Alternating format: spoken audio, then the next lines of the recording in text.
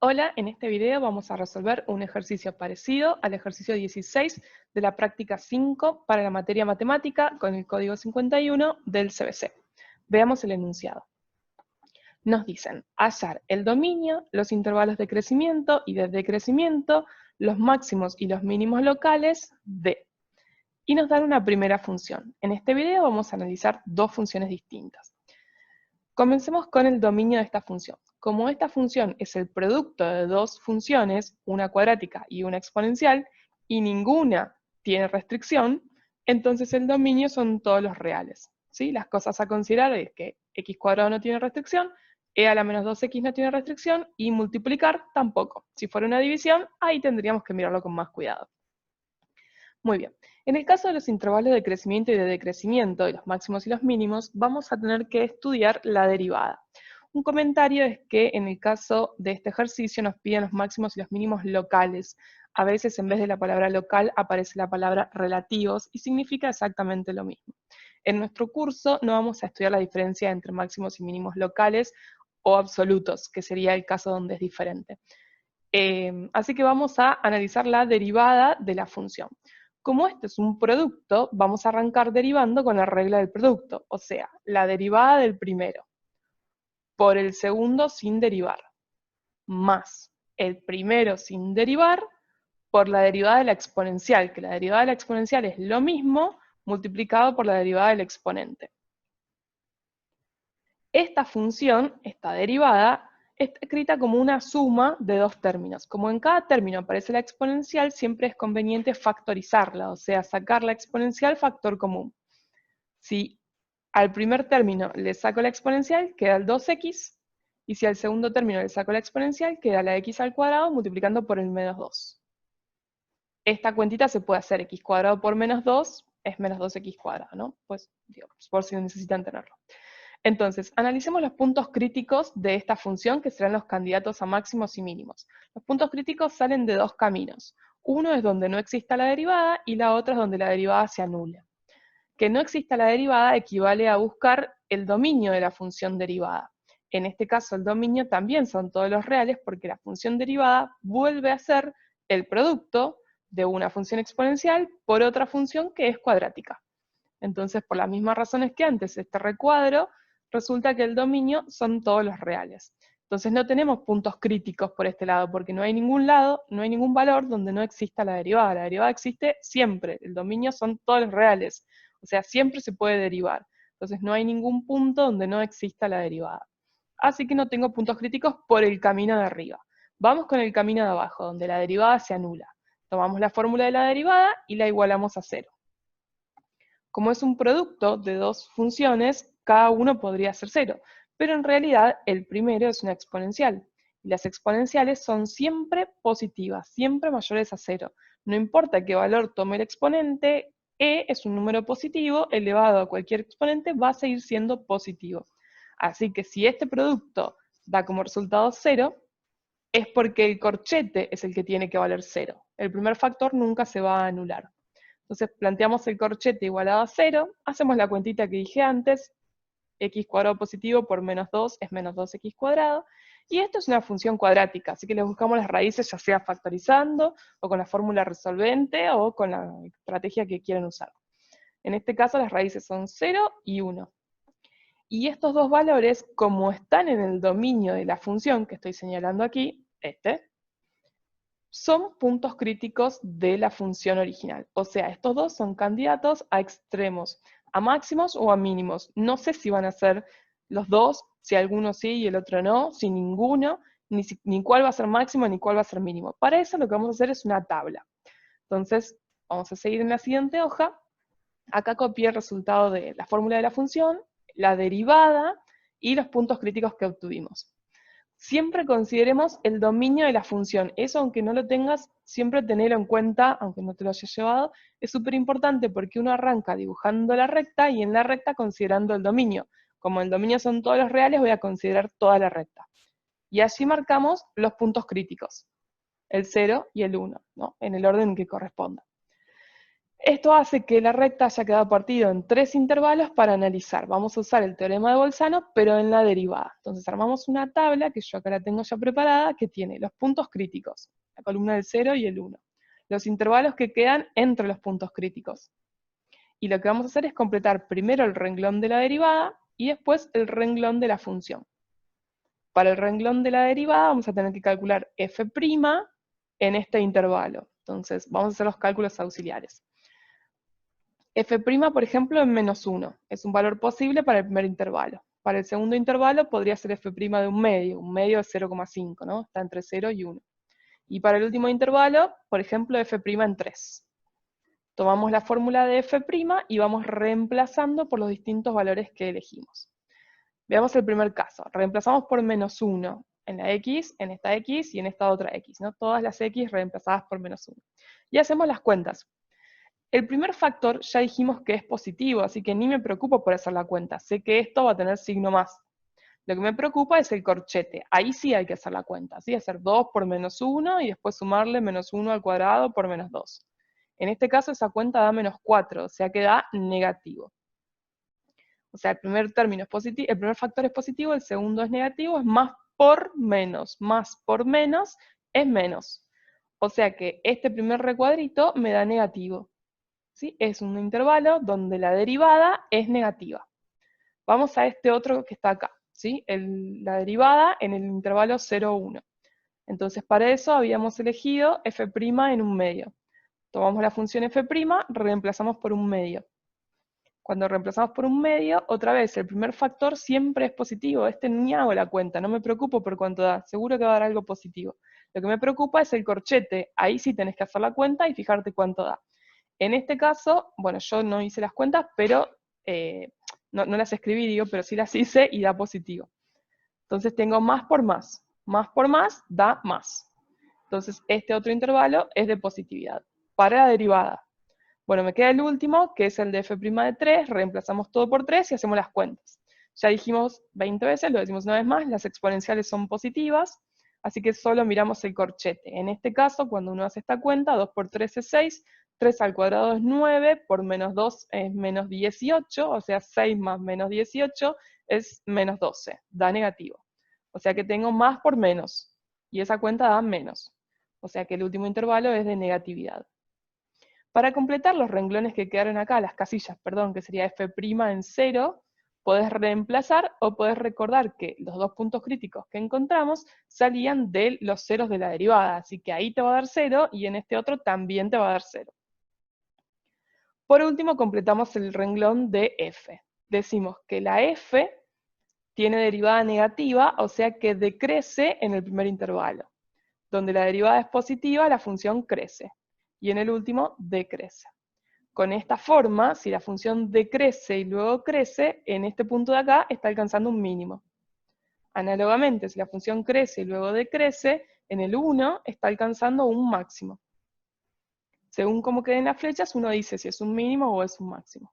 Y por último, entonces, vamos a dar la respuesta. Vamos a decir el dominio de la función, que nos lo pedían, el intervalo de crecimiento, que es solo el del medio, y los intervalos de decrecimiento, que son estos dos, se anotan no con una unión, ¿sí? Ojo con eso porque quedaría mal la definición, es un detalle simplemente que nosotros no profundizamos en esta cursada, pero lo correcto es escribirlo con una coma, ¿sí? Poner los intervalos de crecimiento como que son el primero, coma, el tercero, y bueno, y todo lo que sea necesario.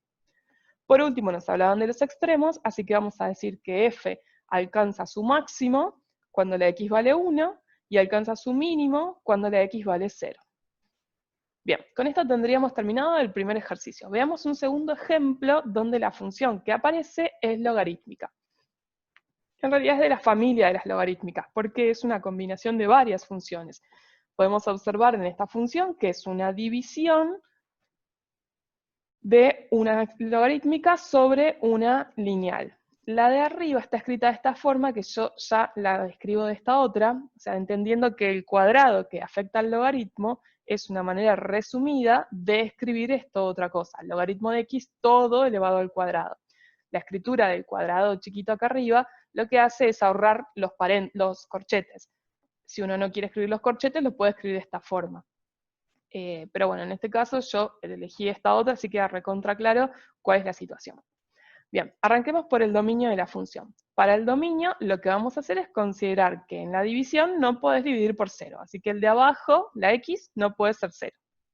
Además tenés un logaritmo, entonces el argumento del logaritmo tiene que ser positivo. En nuestro caso el argumento es la x sola. Bien, estas dos condiciones, que x sea distinto de 0 y x sea mayor que 0, se pueden resumir en una única condición.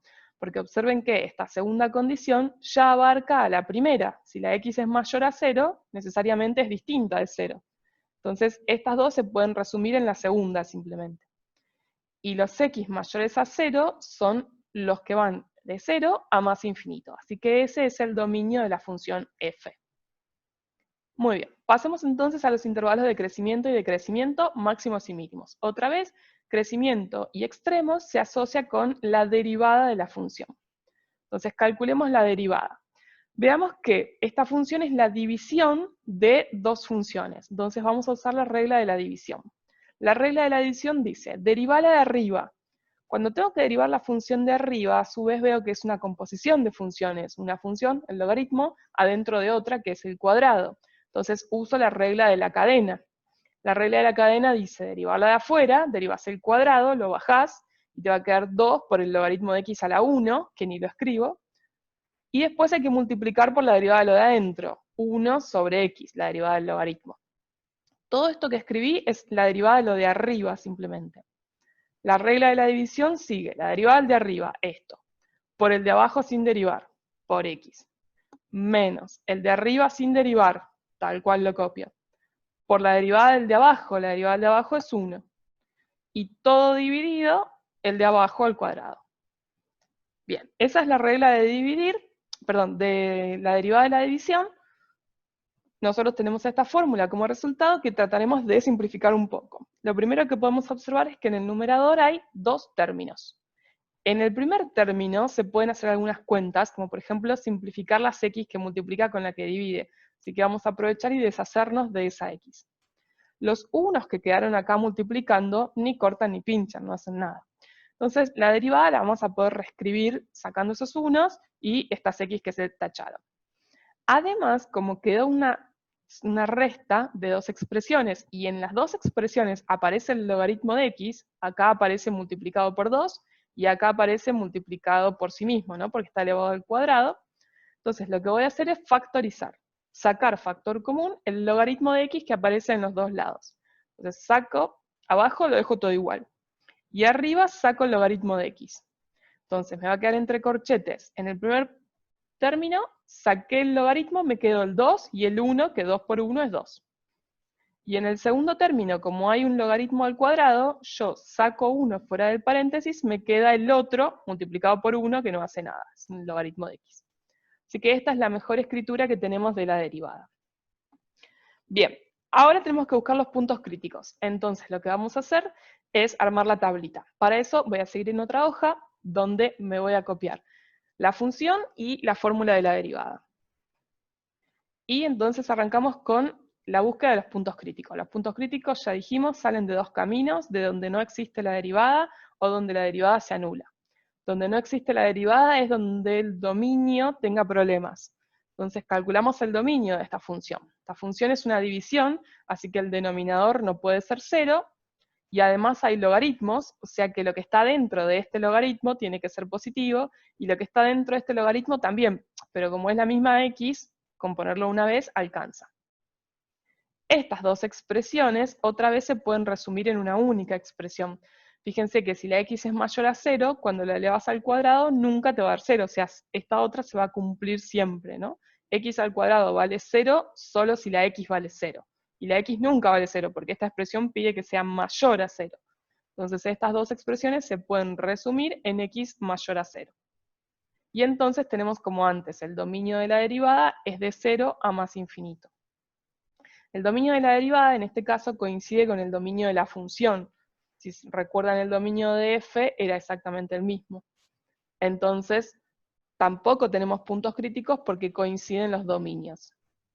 Si el dominio de la derivada hubiera sido más chico, todos los valores que no estén en el dominio de f' son puntos críticos, o sea, son puntos que podrían ser extremos.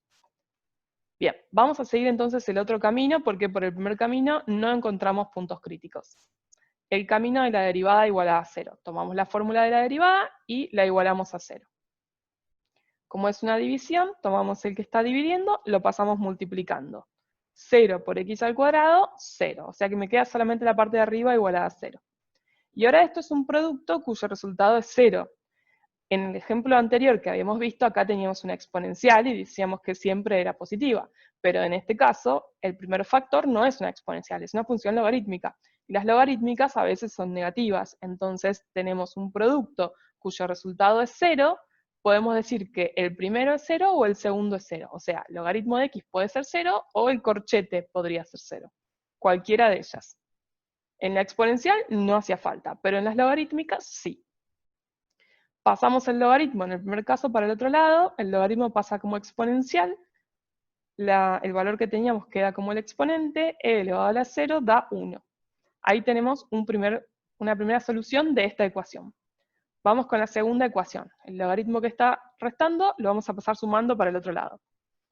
Y después el logaritmo lo pasamos para la izquierda como la función inversa, como la exponencial, y el 2 queda como exponente. E al cuadrado es un número que aproximadamente da 7,38. Eso es una aproximación, e al cuadrado tiene infinitos decimales no periódicos, entonces no puedo escribirlos todos. Pero me sirve para más o menos tener una idea cuál es más grande entre los dos puntos críticos, ¿no? Si uno dice 1 y e al cuadrado y quiere saber más o menos cuál es mayor y cuál es menor, claramente el 1 es menor y e al cuadrado es mayor. Como los dos números están en el dominio de la f, que era igual que este, así que puedo mirar este otro, ambos son puntos críticos. Así que estos dos los voy a usar para armar la tabla de las funciones. Muy bien, entonces me llevo la fórmula de la función, la fórmula de la derivada y los puntos críticos que encontré. Siempre considerando el dominio de la f. ¿Sí? Era lo primero que habíamos calculado. Entonces voy a marcar la recta real y voy a marcar el dominio de la f. Eso es súper importante, porque solo ahí voy a hacer el análisis. Lo que está afuera no me interesa, solo me interesa lo que está en el dominio. En el dominio están los dos puntos críticos, el 1 y el e al cuadrado. La escala que marqué no es exacta, ¿sí? Es una escala aproximada. Sé que el 1 viene antes que e al cuadrado, eso es correcto, pero bueno, si fuera 1 en 1, el e al cuadrado estaría por acá, necesitaría más espacio. Entonces, cuando armo la tabla, fíjense que mi tabla arranca en 0, va de 0 a 1, tiene una columna especial para el 1, que es el extremo, de 1 a e al cuadrado, tiene la columna especial para e al cuadrado, y el último intervalo a analizar de e al cuadrado más infinito. Tiene dos renglones, el renglón de la f' y el renglón de la f. La f' es la que vamos a evaluar, de la f vamos a sacar conclusiones. Entonces otra vez vamos a hacer los cálculos auxiliares, ¿sí? Para cada uno de los intervalos. Por ejemplo, f' en un medio, puse para el primero, f' entre 1 y e al cuadrado, tomé el 3, ¿sí? Entre 1 y e al cuadrado era 7,38, podría haber tomado el 2, el 4, el 5, el 6, el 5,9, qué sé yo, cualquier número que esté en ese intervalo, ¿no? Y para el último intervalo, como esto es 7,38, un número más grande, el 10, por ejemplo. Y voy a reemplazar en la fórmula de f' por cada uno de estos valores para ver qué es lo que pasa. Cuando reemplazo por un medio, pongo en un medio donde está la x, en el numerador, en el logaritmo, en el otro logaritmo y en el denominador. Y hay que hacer estas cuentas. Una observación es que hacer estas cuentas no es cómodo, uno tendría que ponerse a hacerla con la calculadora, pero si yo tuviera que hacer estas cuentas, por ejemplo, nunca haría el denominador, porque el denominador siempre es positivo, no me aporta nada en cuestión del signo. Solo me interesa la parte de arriba, entonces solamente resolvería la parte de arriba con la calculadora. Acá no queda otra que hacer las cuentas, ¿sí? Agarrar, meter todos los datos en la calcu, ver cuánto da y poner el signo de resultado. En este caso, esto da negativo. Entonces, nuestro primer intervalo es un intervalo donde la derivada es negativa. En el segundo caso, cuando reemplazamos por 3, reemplazo todas las x. La parte de abajo es irrelevante, siempre va a ser positiva, no aporta el signo. Lo que me interesa es la parte de arriba.